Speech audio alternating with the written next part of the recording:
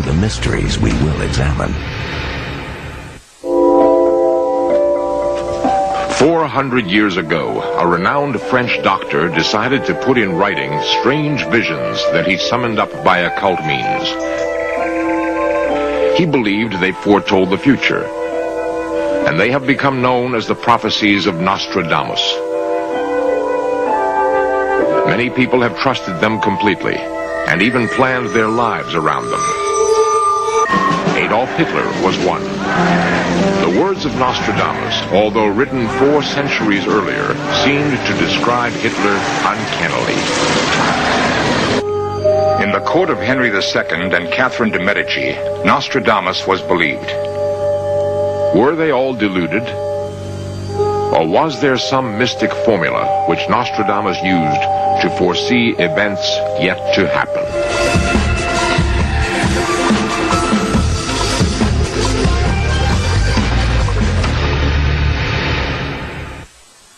Early in the 16th century, Nostradamus gained fame as an astrologer after he published prophecies in verse form. Nostradamus described his method of predicting the future. Sitting alone at night in secret study, it is placed on the brass tripod. A slight flame comes out of the emptiness and makes successful that which should not be believed in vain. A wand in the hand is placed in the middle of the tripod's legs. With water, he sprinkles the hem of his garment and his foot. A voice, fear, he trembles in his robes. Divine splendor, the god sits nearby.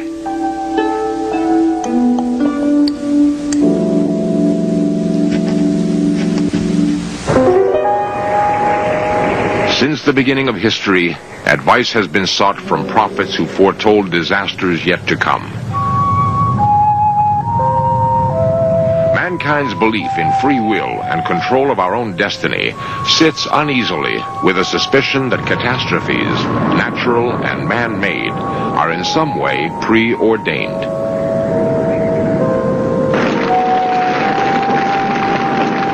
Nostradamus himself believed that his predictions were of fates that could be avoided, destinies that could be changed.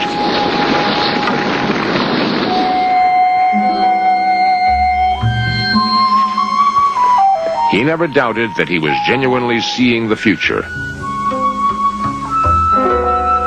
He chose to write his prophecies in what are known as quatrains, 4-lined rhyming verse in the Provençal dialect of southern France, which was his home. It was the time of the Inquisition, when men and women were burned for lesser heresies than the one he practiced. So he deliberately disguised and confused the quatrains, using anagrams, Latin and Greek. Specific dates are rare. Even so, his verses evoke vivid images of calamities on earth. At sunrise, a great fire will be seen, noise and light extending towards the north. Within the globe, death and cries are heard, death awaiting them through weapons, fire and famine.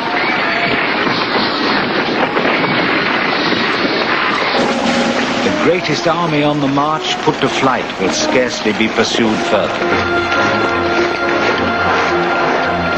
The army reassembled and the legion reduced, they will be driven out of France completely.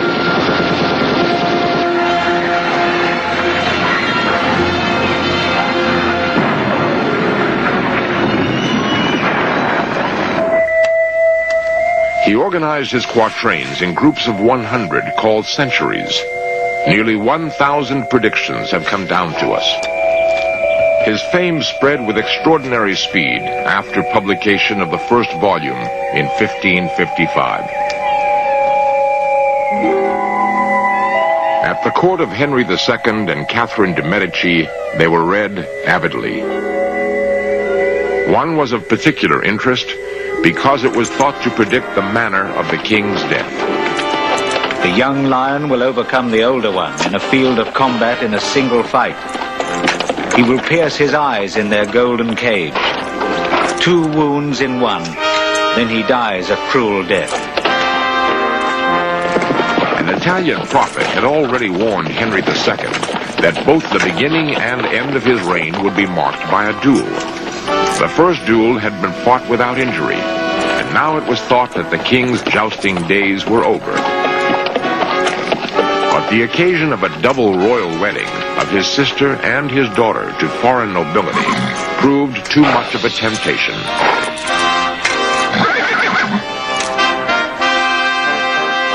He faced his young lion, Count Gabriel de Montgomery. The young lion will overcome the older one in a field of combat in a single fight. The king wore a protective visor, according to contemporary accounts, made of gold. Was this, as Nostradamus called it, a golden cage? A field of combat in a single fight.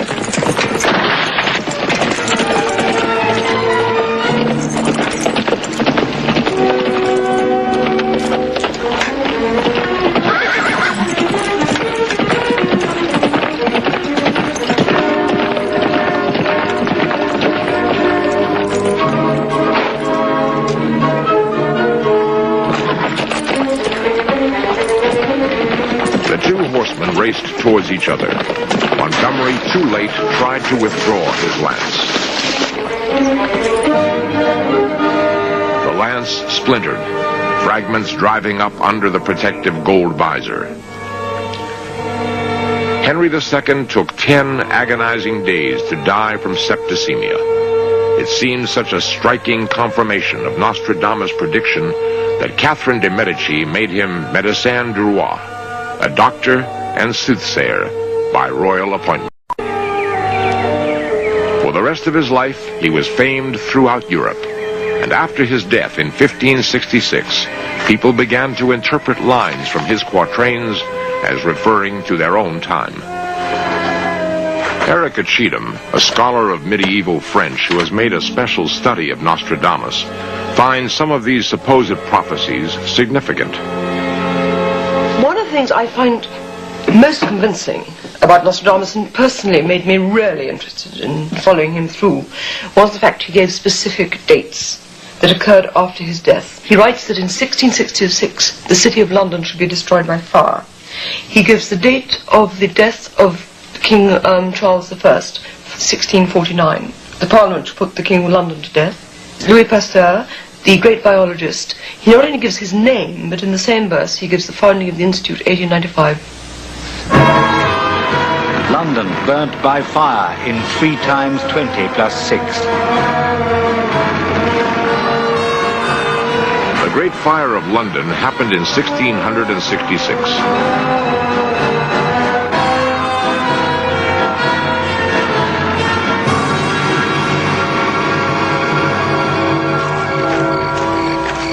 The French Revolution in 1791.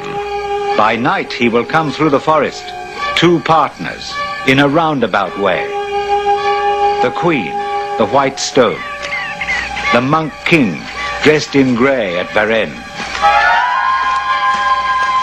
Marie Antoinette, her hair turned white through shock, escaped with Louis XVI secretly through the town of Varennes. For not wanting to consent to the divorce, which then will be recognized as unworthy, the king of the islands will be forced to flee, and one put in his place who has no sign of kingship. King Edward VII of Britain abdicated because of his love of Mrs. Simpson, and spent the rest of his life in exile. His brother George, who never expected nor wanted to become king, ruled in his place. But for those who see Nostradamus as having an outstanding prophetic gift, 2 names are always put forward: Napoleon, Hitler. Both names, if they were truly foreseen by Nostradamus, were disguised or coded. Napoleon was written as an anagram: Pau, Ne, Laurent. Juggle these around, and they become Napoleon Roy, Napoleon the King. Napoleon, after his defeat at Waterloo, was exiled on the tiny island of Elba.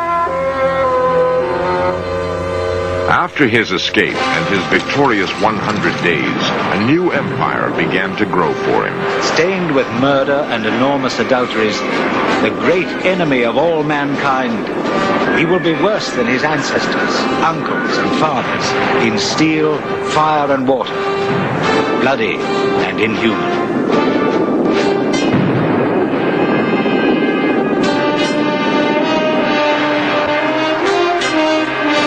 Out of nearly 1,000 such quatrains that Nostradamus wrote, how many can be interpreted as having come true? Scholars such as Erica Cheatham think the proportion is very high. In my opinion, I think perhaps 73% is a rough average of what has come true, but remember that does cover a span of 400 years. As Hitler advanced through Europe, his colleague Goebbels was busy orchestrating a propaganda campaign based on the 400-year-old prophecies. True or not, they were to have an effect on the strategy of the Second World War.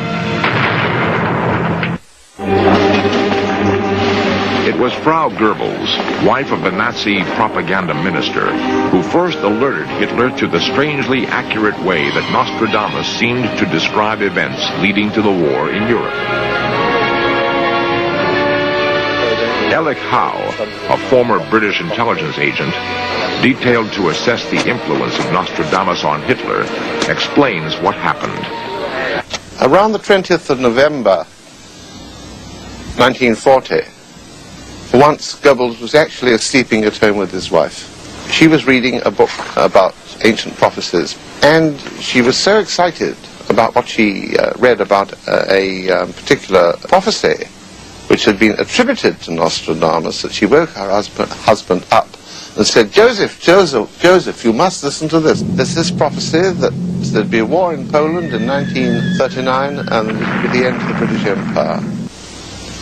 And a couple of days later, Goebbels was instructing his stooges at the propaganda ministry to prepare without delay a Nostradamus leaflet for the benefit of the French in order to depress and mislead them. No fewer than 13 quatrains seem to refer to Hitler, sometimes calling him Hister, sometimes the great or greatest leader, and describing the swastika as the crooked cross. Even before hostilities began, military leaders on the French side began to dig the Maginot Line, according to instructions apparently given by Nostradamus. A great trench, earth excavated. The water will be divided into 15 parts. The Nuremberg Rally and the invasion and occupation of France. When the greatest man carried off the prize of Nuremberg, battle is joined with the French. He makes preparations. Some will regard him as good, others bad or uncertain.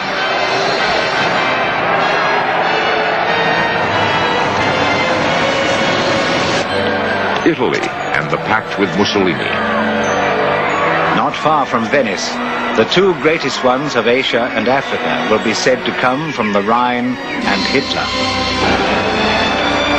Mussolini's black-clothed fascists and the pact with Hitler. Liberty will be occupied by a black, proud and villainous man. By Hitler, the Republic of Venice will be vexed.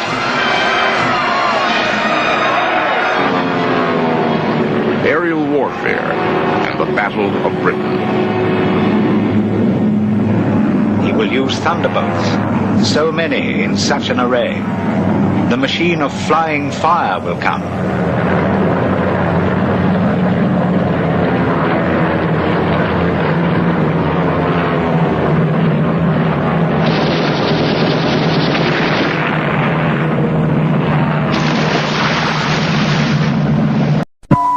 A skeptic would call these quatrains obscure and irrelevant. And was Nostradamus genuinely foreseeing a swastika when he wrote the following? The great pontiff by the warlike party who will subjugate the borders of the Danube. The cross pursued by hook or crook.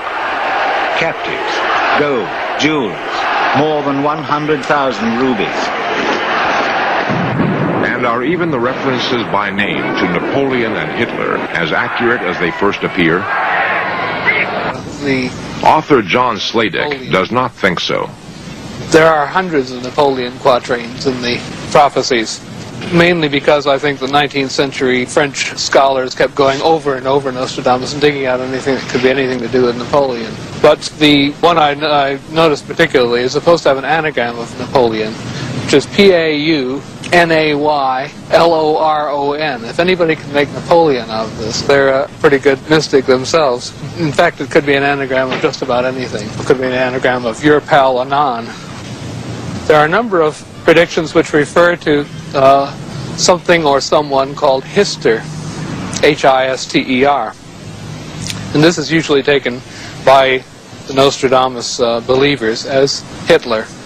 But in fact it was a reference to the Danube River, which was called the Easter River in Nostradamus' time.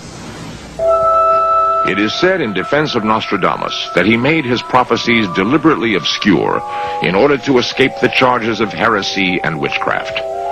Moreover, if it is possible to look into the future, everyone in history who has attempted to do so has said that the picture is uncertain and indistinct, as if they are permitted only glimpses of what might be.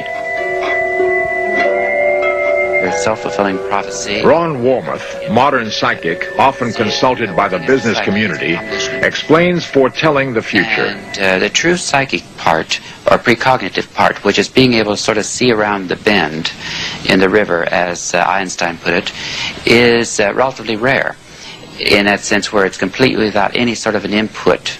I do believe that that we can prevent future events. I'm not a fatalist. I happen to believe that we do have free choice, and I feel that being forewarned is being forearmed, which means that if a psychic tells you something that's negative, you can change it.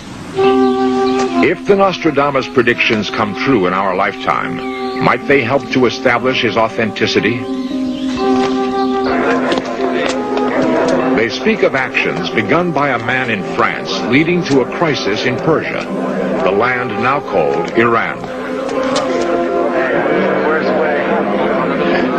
It was indeed in France that the Ayatollah Khomeini lived in exile before returning to take over from the Shah. Erica Cheatham finds this completely convincing. When I wrote it initially, I said that this particular prediction was rubbish. It's number 70 in Century 1. It talks of a man in a turban who shall sit in France plotting the downfall of the Emperor of Persia. Unbelievable. Another quatrain can be taken to predict that the Prince of England will marry and that he will be the last prince on the English throne. Lastly, he seems, according to Erica Cheatham, to speak of the San Andreas Fault. A great earthquake.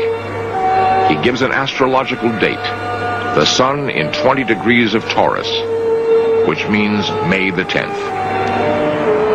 He does not give the year.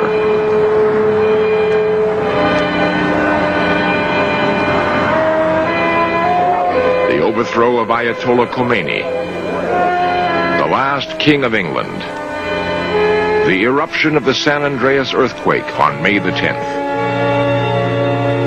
If all these happened, would it be just coincidence?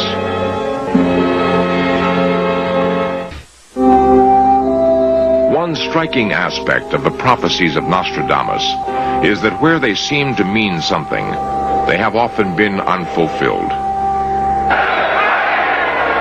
Hitler saw himself as the conqueror of Europe and Russia. Neither Nostradamus nor any of his astrologers foresaw his downfall. Napoleon believed he would win at Waterloo, as predicted by Nostradamus. He lost. There's certain quatrains which were taken to mean the French Revolution, and then were taken to mean the Napoleonic Wars, and then were taken to mean the First World War, and then were taken to mean the Second World War.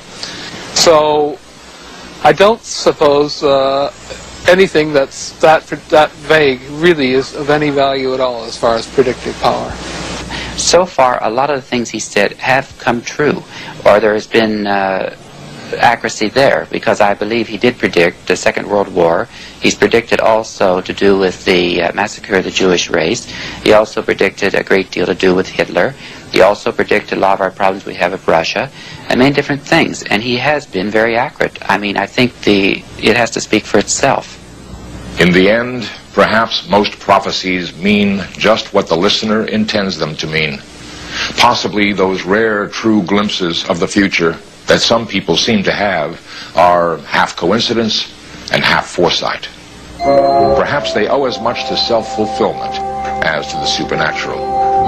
We cannot be sure.